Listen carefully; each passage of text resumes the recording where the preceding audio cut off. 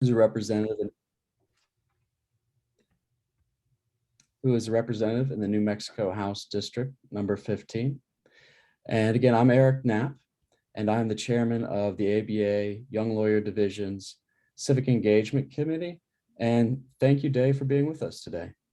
Thanks, Eric. Thanks for having me. I'm excited for the conversation. Absolutely.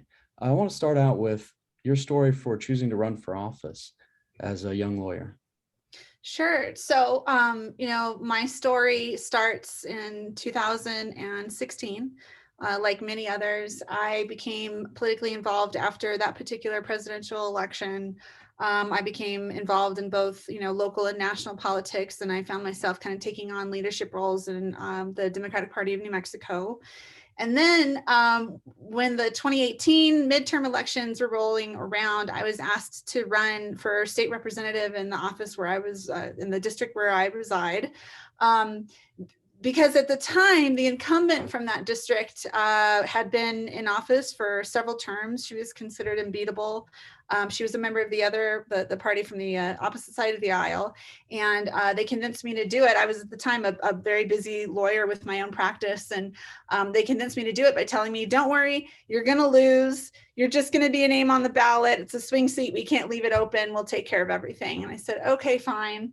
And then when the Declaration Day rolled around and we had to submit our petitions for office, the incumbent for that district did not submit for re-election. And all of a sudden that district became an open seat. And I went from the least interesting House of Representatives election in New Mexico to the most interesting.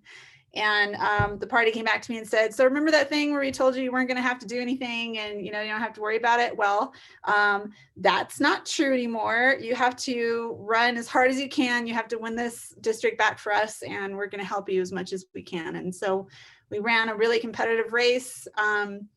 We worked really, really hard, and we were able to win the district back. Well, that's a really exciting story.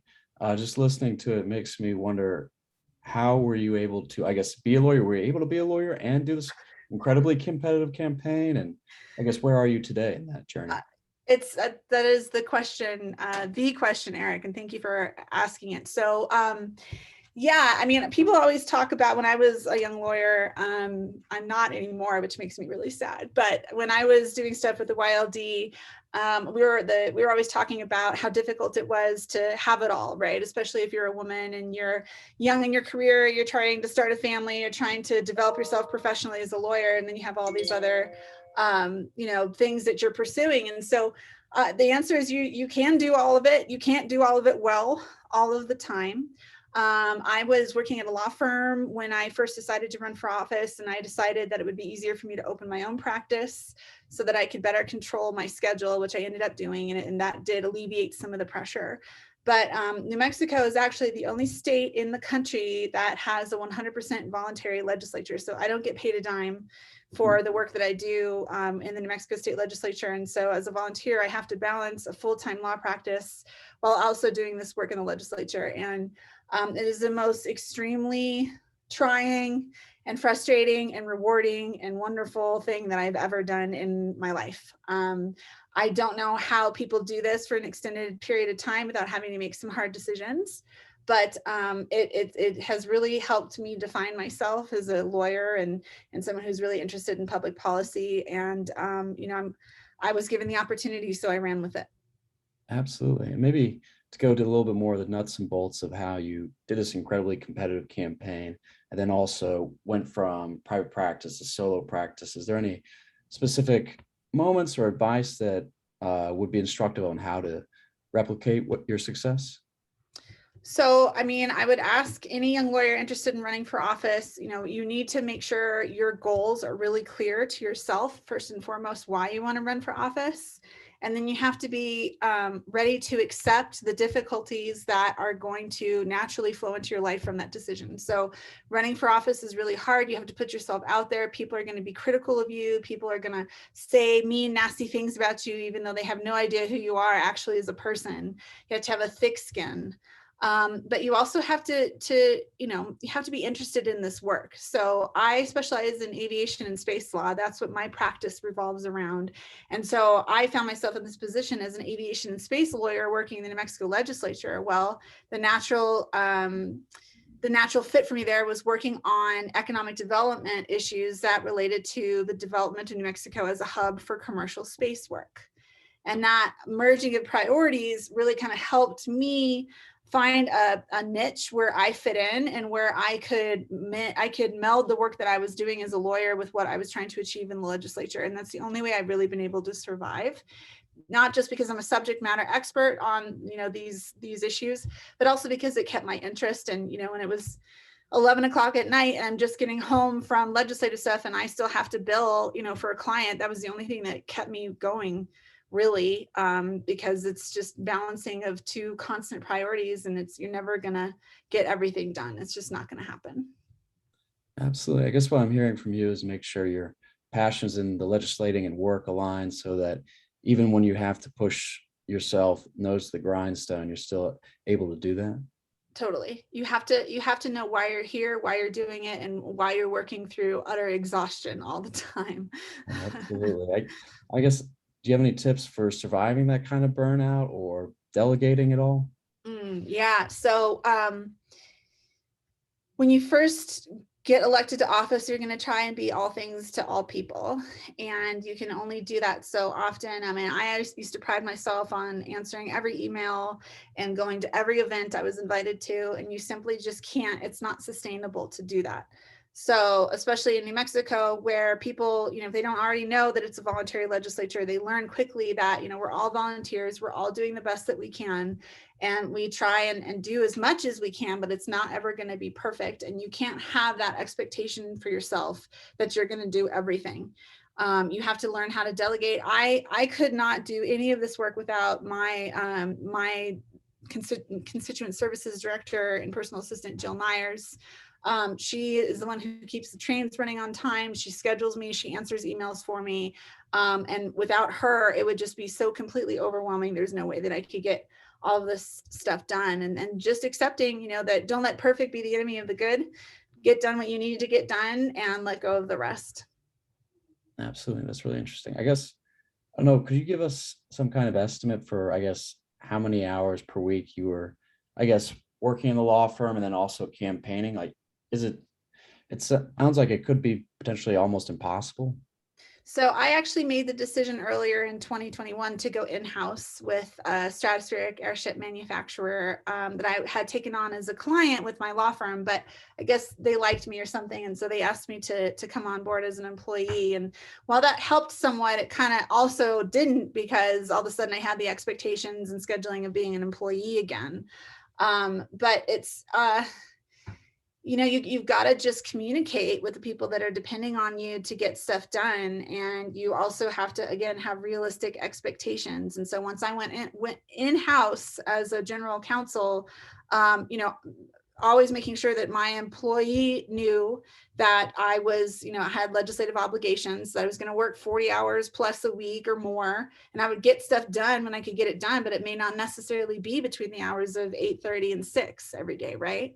So, I'm a full-time employee with them. And I would also assume that I am working at least 25 to 50 hours a week for the legislature too, especially for the committees that I have been appointed to during the session and also during the interim. I'm on an appropriations committee, and we actually have meetings during the interim, which is when we're not in session, all over the state. And so they're like 4 or 5 day meetings, and they're in different locations. And so you have to drive. New Mexico is a really rural state. It's huge. And so I'm driving all the time, and it's it's really hard. I really struggle sometimes to get it all in, but I'm also lucky that I have an incredibly supportive spouse who understands, and he knew exactly what we were getting into when I ran for office. And so, I also couldn't do it without him. He keeps the house together and takes care of all the other stuff. We don't have any children. I mean, that would probably be the thing that put me over the edge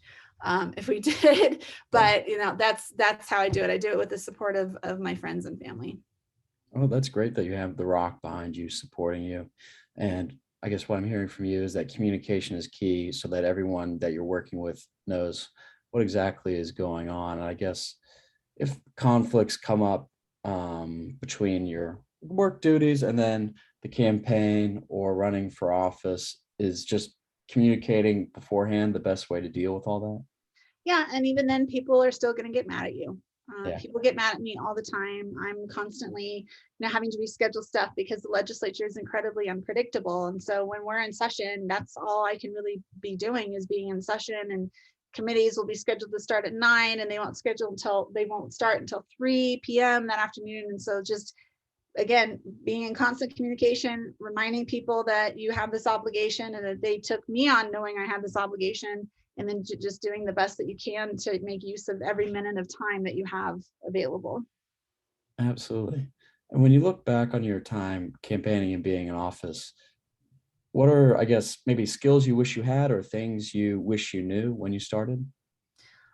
So my first campaign was quite a bit different from my second campaign because my second campaign was in 2020 during, the pandemic. Mhm. And so both of those campaigns required a totally different skill set from me.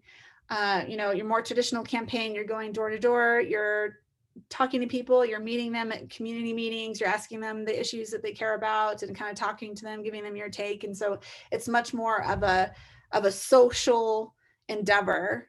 With the pandemic, however, I mean, we tried utilizing phones to get a hold of people, but every single politician was trying to do that. So people stopped answering their phones. And so we had to come up with more creative ways to get a hold of folks and make sure that they knew that, I was out there and I was running for office and I cared about what the issues that they were important to them. So I mean, we had to send out mail pieces.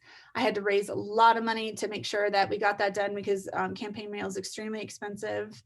And also just like utilizing group text technologies and voice to text and all sorts of crazy stuff, internet, Facebook Live, all of that stuff. And that's how we got it done. And it's just, I feel like I come across a lot better in person than I do virtually or over the phone. And so that was kind of one of the challenges I had. And again, running for office, you put yourself out there for better or for worse, and people are going to have an opinion about you, whether you like it or not. And so you have to have a really thick skin, and you have to be really solid in who you are as a human being and the values that you espouse, and not let any of that stuff kind of get to you. Absolutely. One last question for you. And I guess maybe your first campaign is different than your second campaign. Hopefully, campaign in 2022 will be more back to normal. But how do you develop surrogates, and what's been some of your success there? Oh, that's a great question. So in 2018, we call it the Year of the Woman in New Mexico because for the first time, the majority in the House of Representatives was majority women. And a lot of us were first term. We got elected, during that specific election. And um, it's as a woman, it's a little bit different, I think. And you have to kind of you have to be stronger in the image you project, and you have to kind of deal with everybody's perceptions of you as a woman. Like, I get asked a lot, like, you're in your late 30s, like, why don't you have kids, or why aren't you staying home, or but at the same time, I am also inspiring to a lot of other young women, right, who see me, running a law firm at the time, or being a full-time lawyer, and being in the New Mexico House of Representatives, and being a wife and a friend and all that stuff, and that tells those people, you can do this too. There's nothing special about me. I just decided to put myself out there, or the party asked me to.